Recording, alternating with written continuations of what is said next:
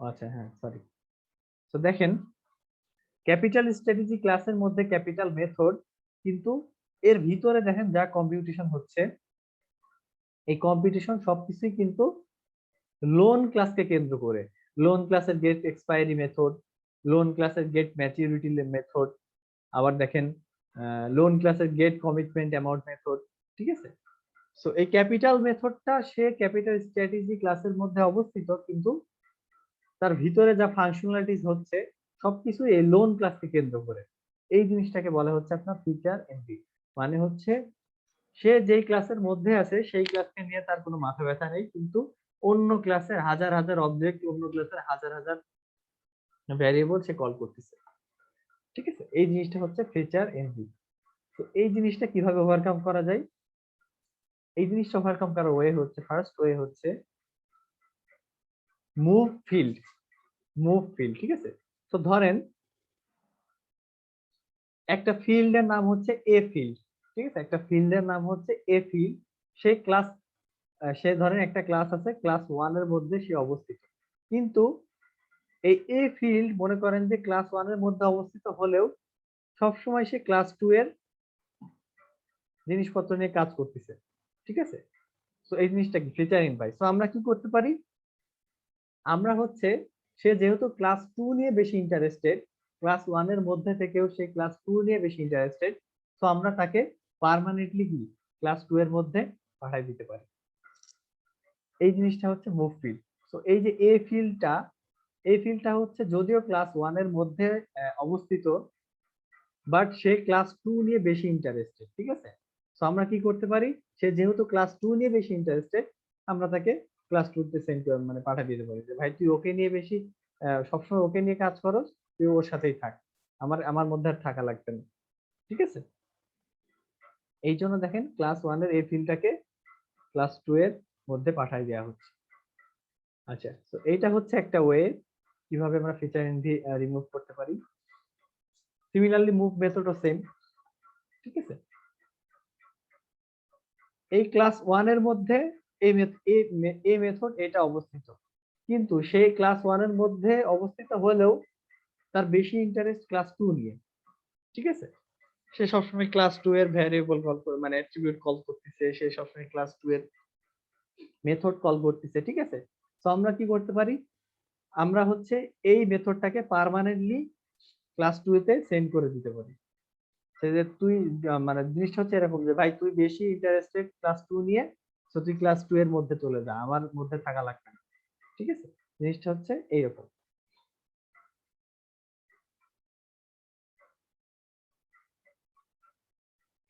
আচ্ছা, এরপরে দেখেন আরেকটা কোর্স মেল আসে। এই কোর্স মেলটা কি? এই কোর্স মেলটা হচ্ছে ডেড কোড। ডেড কোড জিনিসটা কি? ডেড কোড হচ্ছে code that is no longer used in a system or related system is dead code. তো ডেড কোডটা আপনি এরকম ভাবে চিন্তা করতে পারেন, ধরেন আপনার বাসার পাশে একটা গাছ আছে। ঠিক আছে, সেই গাছটা মরে গেছে। ঠিক আছে, তো যে গাছটা মরে গেছে সেই গাছটা কি রেখে আসলে আপনার কোনো লাভ আছে বলেন তো? সেই গাছ আপনাকে না কোনো ধরেন আম গাছই ছিল। ঠিক আছে, আম গাছ না আপনাকে কোনো ফল দিচ্ছে, না আপনাকে কোনো ছায়া দিচ্ছে, না ওই মরা গাছ থেকে আপনি কিছু পাবেন। ঠিক না? তো এই জিনিসটা হচ্ছে অনেকটা এরকম। যদি ধরেন আপনার কোডের মধ্যে, ঠিক আছে, ধরেন আপনি একটা বিশাল বড় কোড লিখছেন, বিশাল বড় কোড লিখছেন, তো ধরেন এই কোডের মধ্যে এই পার্টটুকু আর ইউজ করা হয় না, বা এই পার্টটুকু আর কোনো কাজেই লাগে না। ঠিক আছে, এই পার্ট মানে এই কাজ এইটা মানে শুধু শুধু রেডান্ডেন্ট হিসেবে আছে, অতিরিক্ত হিসেবে আছে, এটা কখনো ইউজও করা হয় না, এটা কখনো কাজেও লাগানো হয় না। তো এই জিনিসটা হচ্ছে আসলে dead code. Clear? Dead code জিনিসটা কি? যে আপনার ধরেন একটা অনেক বড় প্রোগ্রাম লিখছেন, কোড লিখছেন, সেই কোডের মধ্যে ধরেন এই লাইনটা আর কখনো ইউজ করা হয় না, বা এই লাইনটা কোথাও লাগে না। ঠিক আছে, এই লাইনটা হচ্ছে রেডান্ডেন্ট অবস্থায় আছে, অতিরিক্ত হিসেবে আছে, যেটার কোনো কাজই নাই আপনার সিস্টেমে বা আপনার ফাংশনে। ঠিক আছে, এই জিনিসটা হচ্ছে আপনার ডেড কোড। ক্লিয়ার? সো এই ডেট কোড যদি আপনার প্রোগ্রামে থাকে বা আপনার সিস্টেমের মধ্যে থাকে, এটা শুধু শুধু আপনার কমপ্লেক্সিটি বাড়ায় দিবে। এই ডেট কোড ম্যানেজ করার জন্য আপনার অনেক হ্যাসেল আসবে, ঠিক আছে। আর ধরেন এই ডেট কোডটা মেইনটেইন করার জন্য আপনার আরো অনেক কোড লিখতে হতে পারে, ঠিক আছে। তো আপনি কি করতে হবে আপনাকে, এই যে ডেট কোডটা যে আছে এটা হচ্ছে আপনি জাস্ট ডিলিট করে দিবেন, ঠিক আছে। আপনার এখানে আর কোনো মানে এটা ডেট কোড, আপনার যদি কোনো ডেট কোড থাকে যেটার কোনো ইউজ করা হচ্ছে না, যেটার কোনো কাজে লাগতেছে না, কোনো ফাংশনে ইউজ হচ্ছে না, কোনো কোনো কিছুতে ইউজ হচ্ছে না, আপনি জাস্ট সেই জিনিসটা দেখেন ডিলিট করে দিবেন। কারণ কি ওইটা রাখার তো আমার কোনো দরকার নাই, এটা আমার কোনো কাজে আসতেছে না। সেই এই ডেট কোডটা থেকে শুধু শুধু আমার প্রোগ্রামের বা আমার কোডের কমপ্লেক্সিটি বাড়াইতেছে, ঠিক আছে। বা ধরেন এই ডেট কোডটা ম্যানেজ করতে যেও, এই ডেড লাইনটা ম্যানেজ করতে যেও আপনাকে আরো অনেক লাইন লেখা রাখতেছে, ঠিক আছে। তো শুধু শুধু এই ডেট কোডটা বা এই ডেড লাইনটা রেখে আসলে কোনো লাভ নাই। ক্লিয়ার? তো আপনাকে কি ডিলিট করে দিতে হবে। আচ্ছা, একটা এক্সাম্পল হতে পারে যে দেখেন এখানে কি অনেকগুলা কনস্ট্রাক্টর কি এটা তো চিনেন? কনস্ট্রাক্টর কি কেউ জানেন? কেউ বলতে পারেন কি কনস্ট্রাক্টর? আপনারা তো মনে হয় ইয়ে পড়ছেন, অবজেক্ট ওরিয়েন্টেড প্রোগ্রামিং পড়েন নাই? অবজেক্ট ওরিয়েন্টেড প্রোগ্রামিং পড়লে তো আপনাদের কনস্ট্রাক্টর পারার কথা।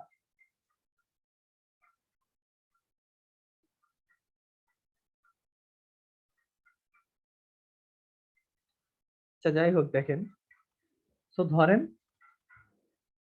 উম, আপনার লোন নামে একটা ক্লাস আছে, ঠিক আছে।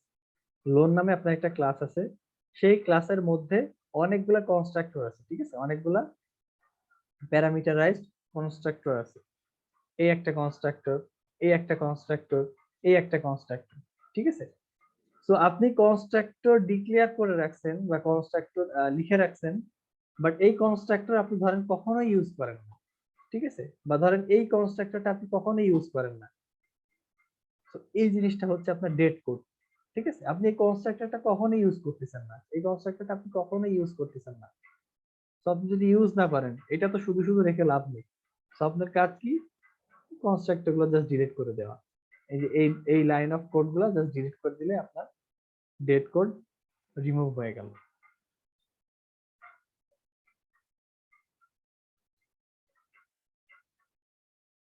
আচ্ছা, আপনাদের কি বেশি প্রেসার হয়ে যাচ্ছে? আমি মানে ধরতে পারতেছি না জিনিসটা আসলে, না কেউ রেসপন্স করতেছেন না।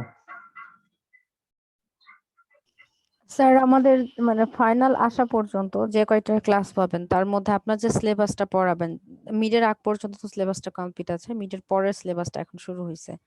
তো স্যার আপনার কাছে মনে হচ্ছে যে যদি এরকম মনে হয় যে না, যদি এই পর্যন্ত পড়ায় মনে হয় যে নেক্সট ক্লাসে আপনি কভার করতে পারবেন তাহলে রেখে দেন, আর যদি স্যার মনে হয় যে পারবেন না কমপ্লিট করতে যেহেতু ঈদের পর একটা ছুটি আছে না না, বিষয়টা তাহলে হচ্ছে পরে কথা বিষয়টা হচ্ছে এরকম যে স্যার। এটা আপনার সফটওয়্যার ইঞ্জিনিয়ারিং কোর্স না। আমি সফটওয়্যার ইঞ্জিনিয়ারিং এইটা হচ্ছে হিউজ, ঠিক আছে, চাইলে অনেক কিছু পড়ানো যায়, বুঝছেন। তো আমি চেষ্টা করবো আপনাদেরকে ম্যাক্সিমাম পড়ানো। তো চলেন আমরা আরেকটা কোর্স শিখি, ঠিক আছে, তাহলে আপনারা আচ্ছা, আগাইতে। সেক্ষেত্রে হচ্ছে কি যে আমাদের যখন ক্লাসগুলো নিচ্ছে বা আমাদের যখন আপনারা যে একটা ক্লাস কম থাকলে কি বেশি থাকলে কি, যদি সিলেবাস কমপ্লিট না হয় বা টাইম কমপ্লিট না হয় আমাদের অনেক বেশি প্রেশার হয়ে যায় তখন, যে 4টা ক্লাসের মধ্যে A to Z শেষ হয়ে গেল, পরে আমরা পড়তে পারলাম না ঠিক করে, এক্সাম যে প্রবলেম হয়ে যায় আমাদের। হ্যাঁ, তো চলেন আমরা তাহলে পড়ি, আরেকটা টপিক পড়ি, ঠিক আছে? আচ্ছা, তো এখন হচ্ছে ডুপ্লিকেট কোড।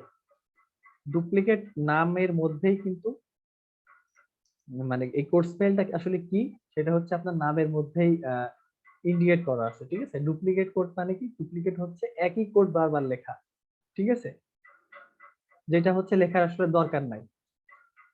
তো একই কোড আপনি বারবার লিখে রাখছেন, ধরেন একটা কোড অফ লাইন লিখে লিখে রাখছেন, আরেক জায়গায় ধরেন লাইন্স অফ কোড লিখে রাখছেন, আরেক জায়গায় ধরেন লাইন্স অফ কোড লিখে রাখছেন। তো এই লাইনগুলো ধরেন সব সেম কাজ করে, এই লাইনগুলো ধরেন সব সেম কাজ করে, কিন্তু আপনি এই একই জিনিস 3 জায়গায় লিখছেন। তো একই জিনিস 3 জায়গায় লেখার কি দরকার আছে? একই জিনিস 3 জায়গায় লেখার কিন্তু আসলে কোনো দরকার নাই। এর চেয়ে ধরেন এই এই লাইনগুলো আসলে যে কাজ করে সেটার জন্য ধরেন আপনি একটা মেথড বা একটা ফাংশন ক্রিয়েট করে রাখলেন, যেই ফাংশনের মধ্যে এই লাইনগুলো যা করতেছিল সেটা লিখে রাখলেন। তো এতে সুবিধাটা কি হলো? সুবিধাটা হলো এই লাইনগুলো আপনাকে এখন আর কি লেখা লাগবে না, বারবার এই লাইনগুলো লেখা লাগবে না। আপনি যদি জাস্ট এখানে এই ফাংশনটা কল করেন, এখানে এই ফাংশনটা কল করেন, এখানে এই ফাংশনটা কল করেন, তাইলে কিন্তু আপনার কাজ হয়ে যাচ্ছে। ঠিক আছে? তো এই জিনিসটা হচ্ছে আসলে duplicate code. Same line of code একই বারবার লেখা, মানে বারবার লেখা, এটা হচ্ছে আপনার ডুপ্লিকেট কোড। তো বলা হচ্ছে এটা হচ্ছে সবচেয়ে, মানে আমার যতগুলো আপনাদের কোর্স মেল আছে তার মধ্যে সবচেয়ে বেশি ডেঞ্জারাস কোর্স মেল এইটা। ঠিক আছে? বলা হচ্ছে পানজেন্ট স্মেল, মানে হচ্ছে এটা সবচেয়ে বিরক্তিকর গন্ধ। ঠিক আছে? এটা হচ্ছে সবচেয়ে বেশি বাজে স্মেল। এই ডুপ্লিকেট কোডটা হচ্ছে আপনার সবচেয়ে বাজে স্মেল। আচ্ছা, তো ধরেন কিছু ডুপ্লিকেশন হচ্ছে আপনার অবভিয়াস। ঠিক আছে? কিছু ডুপ্লিকেশন হচ্ছে আপনার অবভিয়াস, আর কিছু ডুপ্লিকেশন হচ্ছে আপনার নন অবভিয়াস। ঠিক আছে? সো অবভিয়াস ডুপ্লিকেশনের মধ্যে বলা হচ্ছে কপি পেস্ট। আমরা তো সবসময় কপি পেস্ট করি না? যেমন ধরেন এই যে লাইনস অফ কোড কপি করলাম, এখানে পেস্ট করে দিলাম, আবার এখানে পেস্ট করে দিলাম। ঠিক আছে? এই জিনিসটা হচ্ছে কি আপনার অবভিয়াস ডুপ্লিকেশন। আর নন অবভিয়াস কোনটা? নন অবভিয়াস হচ্ছে আপনার ধরেন ইনহেরিটেন্স কি বুঝেন কি আপনারা? অবজেক্ট ওরিয়েন্টেড প্রোগ্রামিং ইনহেরিটেন্স, যে প্যারেন্ট একটা ক্লাস থাকে, সেই প্যারেন্ট ক্লাসের সমস্ত ক্যারেক্টারিস্টিক্স কি তার চাইল্ড ক্লাস বিয়ার করে। ঠিক আছে? সো প্যারেন্ট ক্লাসে যেই ক্যারেক্টারিস্টিক্স গুলো থাকে, চাইল্ড ক্লাসেও সব সেম ক্যারেক্টারিস্টিক্স গুলো থাকে। ঠিক আছে? তো ধরেন প্যারেন্ট ক্লাসে বেশ কিছু মেথড আছে, সেগুলোও কিন্তু চাইল্ড ক্লাসে থাকে। ঠিক আছে? এই জিনিসটা হচ্ছে আপনার নন অবভিয়াস ডুপ্লিকেশন। মানে এই ইনহেরিটেন্স টাইপ যে ডুপ্লিকেশন গুলো আছে সেগুলো হচ্ছে আপনার নন অবভিয়াস ডুপ্লিকেশন। তো আমরা এই ডুপ্লিকেট কোড, এই যে সেম লাইন অফ কোড আমরা সব জায়গায় লিখতেছি, এই যে মানে সেম কোড যে বারবার লিখতেছি, এই ডুপ্লিকেটটা কিভাবে আমরা কাম ওভার করব? ঠিক আছে? আমরা হচ্ছে এক্সট্রাক্ট মেথড ইউজ করতে পারি, আমরা পুল আপ ফিল্ড ইউজ করতে পারি, অথবা কি আমরা টেমপ্লেট মেথড, অথবা আমরা সাবস্টিটিউট অ্যালগরিদম ইউজ করতে পারি। তো সেগুলো কিভাবে করা হয় চল না একটু দেখা যাক। এই যে দেখেন, এইটা হচ্ছে একটা কোড ডুপ্লিকেশনের এক্সাম্পল। দেখেন সেম লাইন অফ কোড সব জায়গায় লেখা। দেখেন language dot equals language dot English, language dot equals languages dot French. Just এই ফ্রেঞ্চ, চাইনিজ, ইংলিশ, এই লেখাগুলা বাদে দেখেন সবই সেম। ঠিক আছে? এই মেথডটার কথা চিন্তা করেন, আর এই মেথডটার কথা চিন্তা করেন, সেম লেখা না? দেখেন এখানেও যেমন সেম লেখা, দেখো আবার দেখেন এই মেথডটাতেও যা লেখা, এই মেথডটাতেও সেম লেখা। এইখানে কন্ডিশন যা লেখা, এখানেও কন্ডিশন তাই লেখা। জাস্ট দেখেন এইখানে প্যারামিটার একটা ছিল, এখানে প্যারামিটার দুইটা, বাট এর ভিতরেও যা লেখা, এর ভিতরেও তাই লেখা। সো আমাকে কি বারবার এরকম লেখার দরকার আছে? এরকম কিছু লেখার দরকার নেই। বুঝতে পারছেন? তো আরেকবার আপনাদেরকে দেখাই। ধরেন এখানে একটা মেথড আছে যেটা নাম হচ্ছে গেট স্ট্যাটিক টেমপ্লেট। এখানে আরো একটা মেথড আছে, সেটা হচ্ছে গেট ডাইনামিক টেমপ্লেট। সো এইটার ভিতরে যা লেখা, এইটার ভিতরেও সেম জিনিস লেখা। সো শুধু এই মেথড দুইটার মধ্যে ডিফারেন্স কি? এই মেথডে হচ্ছে একটা প্যারামিটার, এই মেথডে হচ্ছে কি আপনার দুইটা প্যারামিটার, কিন্তু ভিতরে লেখা সবই সেম। এটাই হচ্ছে আসলে ডুপ্লিকেশন, যে একই কোড বারবার লেখা। তো এর চেয়ে আপনি কি করতে পারতেন? এর চেয়ে হচ্ছে আপনি ধরেন একটা ফাংশন লিখতে পারতেন। ঠিক আছে? সেই ফাংশনের মধ্যে এই কোডটা আপনি লিখে রাখতে পারতেন, এই ফাংশনের মধ্যে ধরেন এই কোডটা লিখে রাখতে পারতেন। তো তাইলে লাভ কি হতো? তাহলে হচ্ছে এই যে গেট স্ট্যাটিক টেমপ্লেট, এই মেথডের মধ্যে আপনার এই কোডটা লেখা লাগতো না। আপনি যদি জাস্ট এই ফাংশনটা কল করে দিতেন তাইলেই কিন্তু হয়ে যেত। সিমিলারলি এই যে গেট ডাইনামিক টেমপ্লেট, এর মধ্যে কিন্তু আপনার এত কোড লেখা লাগতো না। আপনি যদি জাস্ট এই ফাংশনটা কল করে দিতেন এখানে, তাহলে কিন্তু আপনার কাজ হয়ে যাইত। ঠিক আছে, দেখেন এটা হচ্ছে আরো একটা আপনার ডুপ্লিকেশনের এক্সাম্পল। দেখেন এখানেও যা লেখা, এখানেও সেম জিনিস লিখে রাখছে, এখানেও যা লেখা, মানে এখানে তিনটা কন্ডিশনেই সেম জিনিস লিখে রাখছে। তো তিনটা কন্ডিশনেই আমার আলাদা আলাদা করে সেম জিনিস লিখে রাখার তো আসলে কোনো মানে হয় না। তো আমরা কি করতে পারি, আমরা হচ্ছে এই যে লাইনস অফ কোড, এটা একটা ফাংশনের মধ্যে নিয়ে যেতে পারি, সেই ফাংশনটা কল করলেই কিন্তু আমার এখানে হয়ে যাচ্ছে কাজটা।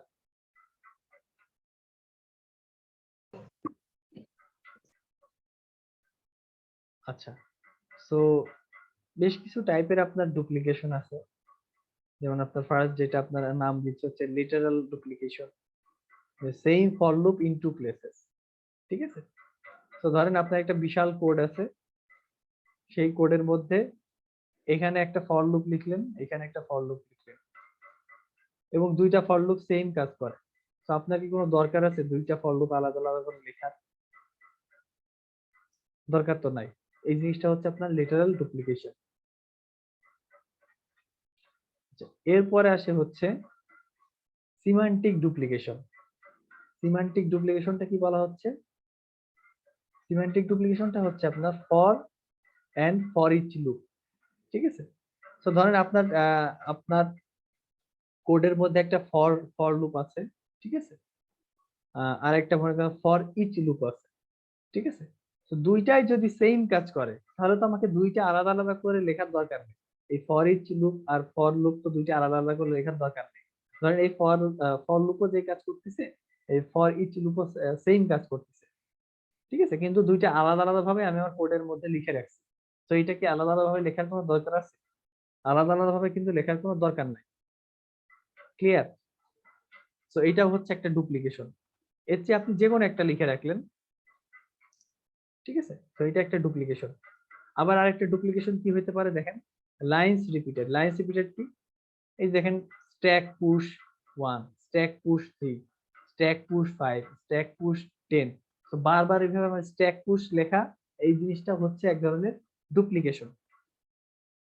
এর চেয়ে যদি আপনি একটা ফর লুপ লিখে দেন, এভাবে আলাদা আলাদা করে বারবার স্ট্যাক পুশ না, মানে স্ট্যাক পুশ লিখে এরকম ডুপ্লিকেশন নিয়ে আসার চেয়ে আপনি যদি একটা ফর লুপ লিখেন, সেই ফর লুপের মধ্যে আপনি যদি জাস্ট এই ভ্যালু গুলা কল করে দেন 1, 3, 5, 10, 15, তাইলে কিন্তু আপনার হয়ে যাচ্ছে। দেখেন ফর ইন্ট অ্যাজ লিস্ট, আপনি একটা লিস্ট নিলেন, আপনি কি কি পুশ করতেছিলেন আপনার স্ট্যাকের মধ্যে? 1, 3, 5, 10, 15, এবং এটা কি করতেছিলেন আলাদা আলাদা স্ট্যাক পুশ কমান্ড দিয়ে আপনি এই ভ্যালুগুলা স্ট্যাকের মধ্যে পুশ করতেছিলেন। বাট ধরেন আপনি একটা লিস্ট নিলেন, সেই লিস্টের মধ্যে আপনি স্টোর করলেন 1, 3, 5, 10, 15, এবং একটা ফর লুপ চালাইলেন। সেই ফর লুপের মাধ্যমে এখানে যে ভ্যালুগুলো ছিল সেটা হচ্ছে একটা একটা করে আপনি পুশ করলেন। ঠিক আছে, সো আই এর ভ্যালু যখন 1, দেখেন stack dot push I, so I এর ভ্যালু যখন 0, তখন কিন্তু এখানে কি বলেন তো কি পুশ হবে? যখন আই এর ভ্যালু 0, তখন কিন্তু এখানে 1 পুশ হবে। আই এর ভ্যালু যখন 1, তখন কি এখানে 3 পুশ হবে। আই এর ভ্যালু যখন 2, তখন এখানে 5 পুশ হবে। আই এর ভ্যালু যখন 3, এখানে কি 10 পুশ হবে। আই এর ভ্যালু যখন 4, তখন এখানে কি 5 পুশ হবে। সো এখানে মেইন টার্গেটটা কি? আমাদের মেইন টার্গেট হচ্ছে বারবার এই যে স্ট্যাক পুশ লিখতেছিলাম, এটা তো লেখার দরকার নাই। একটা ফর লুপ চালাই দিলেন, সেই ফর লুপ চালায় আপনি লিস্ট থেকে ভ্যালু নিয়ে এখানে পুশ করলেন স্ট্যাকের মধ্যে।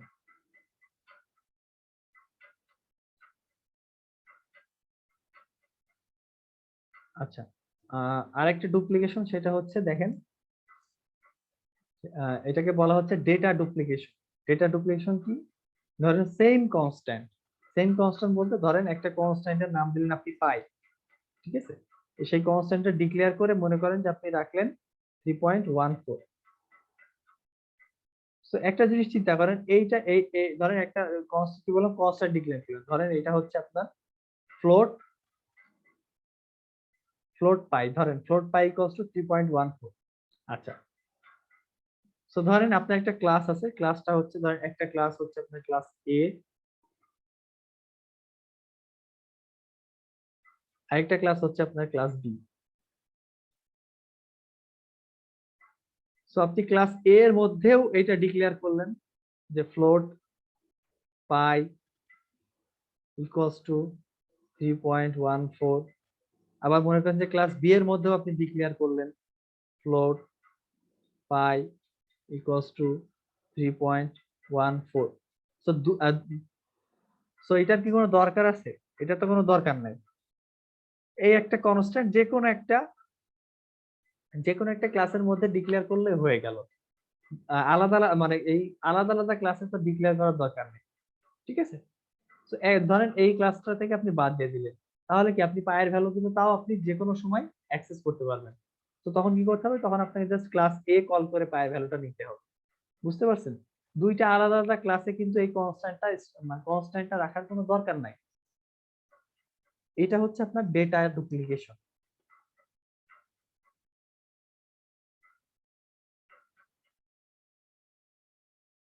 আচ্ছা, এরপরে দেখেন আরেকটা ডুপ্লিকেশন বলা হচ্ছে, সেটা হচ্ছে যে two algorithm to sort element.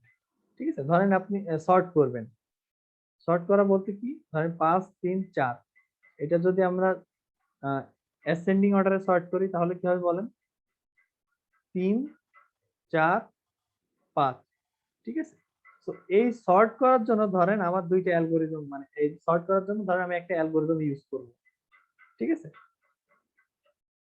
ধরেন আমরা একটা অ্যালগরিদম ইউজ করব, বাট আমরা কি করলাম, ধরেন আমরা বাবল সর্টও লিখে রাখলাম, বাবল সর্টের কোডটাও লিখে রাখলাম, আবার ধরেন কুইক সর্টের কোডটাও লিখে রাখলাম, এই যে এই ডেটাগুলো সর্ট করার জন্য। কিন্তু আমার আমার তো সেম কাজ হচ্ছে, আমার মেইন দুইটা সর্টই তো আমার সেম কাজ করতেছে, দুইটা সর্টের অ্যালগরিদম, মানে দুইটা সর্টিং অ্যালগরিদম তো আমার সেম কাজ করতেছে, ঠিক আছে? বাবল সর্টও আমাকে সর্ট করে দিচ্ছে ছোট থেকে বড় আকারে, কুইক সর্টও আমাকে ছোট থেকে বড় আকারে কি সর্ট করে দিচ্ছে। তো দুইটা আলাদা আলাদা অ্যালগরিদম লিখে আমার বেশি কোড লেখার তো দরকার নাই। এর চেয়ে আমি যে কোনো একটা সর্ট ডিলিট করে দিলাম, একটা সর্ট রেখে দিলাম, ঠিক আছে? তো তার মানে কি, একটা অ্যালগরিদম দিয়ে আমার কাজ যেহেতু হয়ে যাচ্ছে, এই সেম অ্যালগরিদম তো আমার রাখার কোনো দরকার নাই। আচ্ছা, আর লাস্ট যেটা ডুপ্লিকেশন, সেটা হচ্ছে আপনার বলা হচ্ছে logical steps duplication, same set of steps repeat in different scenarios, ঠিক আছে? সো জিনিসটা হচ্ছে এরকম হতে পারেন, যারা ধরেন ওয়েব প্রোগ্রামিং করেন তারা অনেক সময় ভ্যালিডেট করেন না। ভ্যালিডেট বলতে যে ধরেন একটা ইমেল, ঠিক আছে, একটা ইমেল বা আপনি যদি একটা পাসওয়ার্ডের কথাই চিন্তা করেন, পাসওয়ার্ড ভ্যালিডেট করেন না? পাসওয়ার্ড ভ্যালিডেট করেন না, যে ধরেন ছোট হাতের অক্ষর থাকতে হবে, বড় হাতের অক্ষর থাকতে হবে, কোন একটা সিম্বল থাকতে হবে, কোন একটা নাম্বার থাকতে হবে, থাকে না এরকম ভ্যালিডেশনের জন্য কন্ডিশন তো লিখেন, ঠিক আছে? তো এই কন্ডিশন গুলা বারবার লেখার আসলে কোনো দরকার নাই। বুঝতে পারছেন? এই যে কন্ডিশনটা চেক করতেছেন, যে ধরেন অনেক হাজার হাজার ইউজার তো ধরেন আপনার ওয়েবসাইটে তো হাজার হাজার ইউজার রেজিস্ট্রেশন করে, ঠিক আছে? তো সবার জন্য আলাদা আলাদা তো এরকম ভ্যালিডেশন দরকার নেই। আপনি জাস্ট একটা ভ্যালিডেশন দেখে দিবেন, ওই ভ্যালিডেশন দিয়েই সমস্ত কিছু ভ্যালিডেট হয়ে যাবে। মানে ওই ভ্যালিডেশনের কোড দিয়েই দেখে নিবে যে ওইখানে ছোট হাতের অক্ষর আছে কিনা, বড় হাতের অক্ষর আছে কিনা, কোনো সিম্বল আছে কিনা, কোনো নাম্বার আছে কিনা, ঠিক আছে? তো আমার কিন্তু আলাদা আলাদা করে ভ্যালিডেশন করার দরকার নাই। একটা ভ্যালিডেশন লিখে রাখবো, সেই একটা ভ্যালিডেশন দিয়ে আমি সবগুলো ভ্যালিডেট করে ফেলবো, ঠিক আছে? যত ইউজার আসবে বা যত ইউজার রেজিস্ট্রেশন করবে সব ভ্যালিডেট করে ফেলবো। তো এই জিনিসটা হচ্ছে আপনার লজিক্যাল স্টেপ ডুপ্লিকেশন, যে সেম সেট অফ ভ্যালিডেশন আপনার রাখার দরকার নাই, ঠিক আছে? একটা ভ্যালিডেশন লিখে রাখবেন, সেই ভ্যালিডেশনটা ইউজ করে আপনি আপনার সমস্ত কিছু ভ্যালিডেট করে ফেলবেন। আচ্ছা, আজকের মতো আমরা ইনশাল্লাহ এখানে শেষ করে দিব।